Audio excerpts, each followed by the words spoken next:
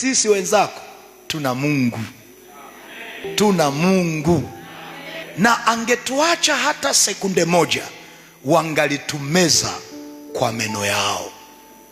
Angalituacha hata nukta moja, hadithi za maisha yetu zingekuwa zimeshapotea.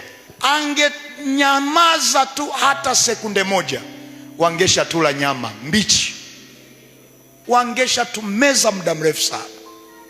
Kwa sababu sio kila anayekuchekea anakuwazia mema, sio kila anayekupongeza anakufurahia, sio kila aliyeko kwenye meza yako amekuelewa. Wengine ni kina Yuda, wanakuchekea lakini moyoni wamebeba roho ya mauti na wanaomba aharibikiwe, aharibikiwe. Na ndio maana ahimidiwe Bwana asiyetuacha kuwa mawindo kwa meno yao. Mitego yao imevunjika, nafsi zetu zimeokoka katika mitego ya muwindaji. Acha Mungu aendelee kuitwa Mungu. Kwa nini?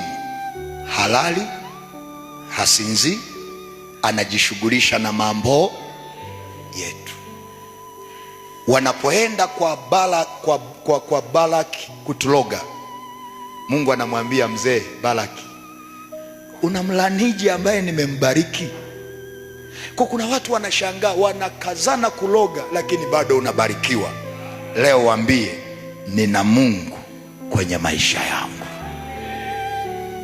Maisha yangu ni Mungu, biashara yangu ni Mungu, kazi yangu ni Mungu, ndoa yangu ni Mungu, cheo nilichonacho ni Mungu, uhai nilionao ni Mungu.